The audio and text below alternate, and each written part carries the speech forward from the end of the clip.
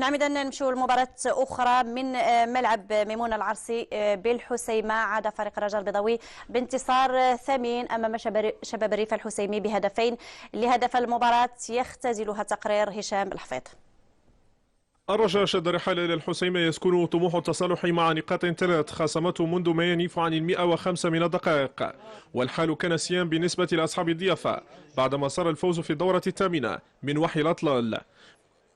بداية المباراة حملت الخطورة لشباب الريف الحسيمي في حدود الدقيقة الثامنة، لكن تردد فوزي وعمر ضيع على أهله فرصة التقدم في النتيجة. بعدها سدد صبر الغنجوي لكن دون عنوان. أما الدقيقة 12 فلم تكن لتغير في عدد المباراة في شيء بعد تسديدة غاب عنها تخصص للمدافع أوليفييه ندياي. الرجاء تحرك لامتصاص اندفاع شباب الريف، لكن مناورته تمخضت فولدت هدفا أبيض بفعل تسلل عبد الله حفيظي في حدود الدقيقة 16.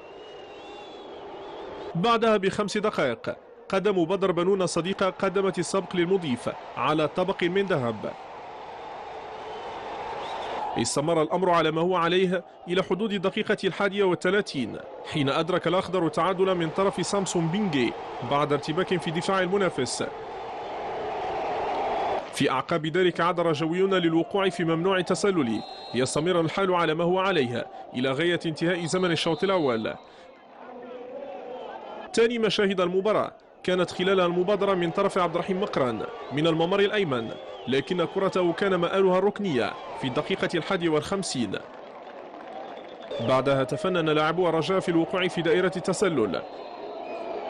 الدقيقة 59 كادت تحمل بشرى سارا للرجاويين، إلا أن تسديدة العميد عصام الراقي اعتلت الخشبات 3. وبعد أخذ ورد لخص عشوائية الشوط الثاني. تكلف المهاجم محمود بن حليب بحمل الخطورة إلى منطقة شباب ريف الحسيمي، لكن تدخل الحارس ياسين الحاد كان فاصلا في بقاء النتيجة على حالها. مرتدة الرجاء خانت السرعة نهائية، وهو من طبق على تسديدة عبد الكبير الوادي في الدقيقة 76. 4 دقائق بعد ذلك عبد الإله حفيظ رمى بمدافعين من الشباب أدرج رياح قبل أن يسدد بطريقة كانت أبعد ما يكون من تهديد مرمى ياسين الحاد. آخر دقيقتين من عدد المباراة عرفت طرد محمد الرعدوني بعد حصره تسديدة الحافظي. أما البقية فتكفل بها عصام الراقي من علامة الجزاء.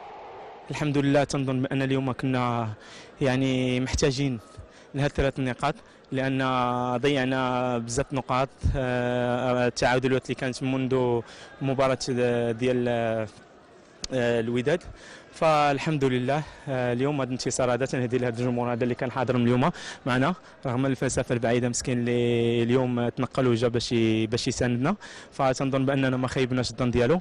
فهذه كره القدم، المهم كان عندنا اليوم هو انتصار ونهديو اليوم 3 نقاط. الرجاء بفوزه في ميمون العرسي يكون قد تذوق طعم الانتصار للمرة السادسة، وهو رقم ذاته لعدد خسارات الفريق الريفية. الأخير استقبلت شباكه الهدف 19، رقم كرس هشاشته دفاعيا في انتظار تصحيح ما يمكن تصحيحه قبل فوات الأوان. إذن سحرف الرجاء بعد تعادل وهزيمة أو هزيمة وتعادل يحقق هذا الانتصار يتنفس به السعداء ويقلص به الفارق عن الصدارة إلى 4 نقاط. هو يمكن أكبر المستفيدين فريق الرجاء البيضاوي على مستوى مقدمة الترتيب. أكيد الرجاء البيضاوي رجع للسكة الصحيحة بعد المشاكل وبعد حتى اللاعبين اللي كانوا ممكن ربما كان خصهم مراجعة الأوراق ديالهم يكونوا في الاحتياط باش يعرفوا واقع ديال كرة القدم المغربيه وخصوصا داخل الرجاء البيضاوي. فكنظن ان فريق الرجاء البيضاوي دار مقابله جد ممتازه. من حسن حظه هذاك الدفاع ديال الجماهير ربما كان واحد الجرعه اللي كانت كتنقصوا لقى هذيك الجماهير اللي تبعته حتى الحسيمه. فكنظن يعني بدون جمهور اكيد سهام كيبقى دائما هذاك المنظومه التكتيكيه ديال المدرب عطات الاكل ديالها. شفنا فريق يصنع من الخلف، شفنا شفنا فريق يمشي في العمق بلاعب اللي هو الحافظي كان ورقه رابحه وسط الميدان. شفنا لاعبين اللي هما وسط في الخط الامامي بنظام تكتيكي اخر. فكنظن انها رجاء البيضاوي بدها 3 نقاط ضغط على الفرق وخرج الواجهه. نعم، اذا ردود الفعل نتابعها من خلال المؤتمر الاعلامي للمدربين عقب هذه المباراه. نتابع. كيف كل التقنيين جميع المباراه ديال المقابلات اللي غنلعبوا كنكونوا متبعينهم، وكيكون عندنا اشرطه. دابا كل شيء مكشوف، دونك عندنا اشرطه. ما شفنا 1 2 ولا 3 المقابلات ديال شباب ريف الحسيمي، والمقابله الاخرى اللي كانوا في المستوى كبير في المقابله اللي داروا، فما كانش بالسهل. ولا سيما رغم ان بعض اللاعبين وداك الشيء اللي حتيت على اللاعبين هما لاعبين يمكن ما سمياتهم ما معروفينش، لا سورتو في لاطاك بثلاثه. سو سون دي جوور تري رابيد تري انتيليجون اي تيلعبوا في العمق بزاف.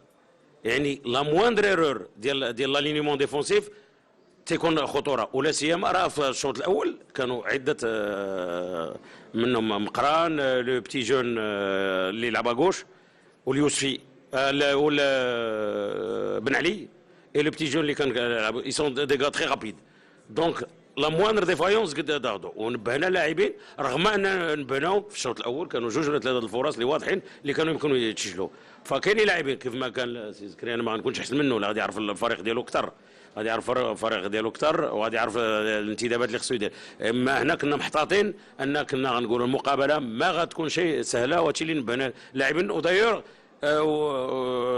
كنا حنا تقبلنا هدف حنا قبل وزاد تصعب الامور. ولا سيما كانوا في الشوط الاول يحسموا في المقابله. اذا رجعنا للمقابله كنشوفوا فويح تغير المجرى ديال المقابله هما بعد التغييرات اللي تفرضوا علينا عن طريق الاصابات. كنظن بان بحال اللي قال الشيخ محمد بان ما خليناش الرجاء ديفلوبي لو جو ديالها. كنا احسن في الشوط الاول. الشوط الثاني كان شويه متكافئ البدايه، ولكن التغييرات اللي قمنا بها كانوا مفروضين علينا. راه الاصابات ديال اللاعبين ما خلناش حتى حنا نديفلوبي الوجه ديالنا. فرضوا علينا عطى مساحات للفريق الضيف فريق الرجاء اللي استغل فعلا خلق عده فرص. ولكن دائما كتبقى دائما المرحله ديال التوجه ديال المقابله من التكافؤ الى الكفه حين مالت فريق الرجاء هي عند الاصابات ديال جوج اللاعبين ديالنا. لابد أن نشير بأن ملخص الندوة من إنجاز زميل عادل المسعودي. غنرجع أو ملخص لهذه التصريحي المدربين. أكيد فريق شباب ريف الحسيمي كان في الشوط الأول كان أفضل، كان خطير، لعب يعني منظم خلال الشوط الأول، وكان سباق أكيد إلى التسجيل. لكن فريق شباب ريف الحسيمي اللي شاهدناه في الشوط الأول ليس هو فريق شباب ريف اللي شاهدناه في الشوط الثاني. ماذا تغير في الفريق؟ يمكن علاش هذاك التراجع بشكل كبير خلال الشوط الثاني؟ بالفعل خلال هذه المباراة شفنا فريق شباب ريف الحسيمي قدم شوط أول من الطراز الرفيع، بحيث أنه شل الحركة ديال فريق الرجاء البيضاوي على مستوى وسط الميدان وعلى مستوى الأطراف. يعني المدرب وهذا يحسب له كان داخل وداير قراءة مسبقة لنقاط القوة ديال فريق الرجاء البيضاوي. لكن في الشوط الثاني ما كنعتقدش أن فريق شباب ريف الحسيمي ارتكب أخطاء، وإنما بقدر ما قدرش يساير النهج التكتيكي وذاك النضج التكتيكي اللي عند لاعبي فريق الرجاء البيضاوي. لان كتشوف فريق الرجاء البيضاوي عنده خاصيه انه كيتقل الهجمه المنظمه عن طريق الحفاظ. ملي كيحافظ على الكره كيرهق الخصوم ديالو عن طريق ذاك الجري المتواصل لاسترجاع الكره. كذلك لاحظنا انه كينوع بالهجمه المرتده في ظل وجود لاعبين صراع الحافظي والوصيلي على الاطراف. هذا هو اللي خلى فريق شباب الحسيمي ما يسيرش هذاك السرعه وذاك التنوع ديال اللاعب ديال فريق الرجاء البيضاوي. نعم، والتغييرات اللي كانت يعني في الشوط الثاني بدخول لمطيع طوى واحد الدفعه على مستوى طريقه لعب فريق الرجاء البيضاوي. المهم في هذه المقابله هو ان كيف ما قال السي محمد هو المباراه اصبحوا مفضوحين مع النقل التلفزيوني ديال المقابلات كامله. المدربين ما كانش كيجتهد بشكل كبير، وعنده عده خطط اللي ممكن ان يقلب بها المقابله. وعندك عندك بنك الاحتياطي جد ممتاز. نعم. تقلب الفريق. فكنظن هذا هذا النقل هذا غيزيد الضغط على المدربين اللي ربما يكونوا مفضوحين وعندهم غير نهج تكتيكي واحد معين. نعم. وفي قمة عن أسفل الترتيب ألحق فريق شباب أطلس خنيفرة هزيمة كبيرة بالكوكب المراكشي بثلاثية دون رد، تفاصيلها في تقرير حليمة هيشيكا. شباب أطلس خنيفرة بمعقله وبين جماهيره التي حجت إلى الملعب البلدي بالمدينة لمؤازرة الفريق لم يتأخر في إكرام وفادة ضيفه الكوكب المراكشي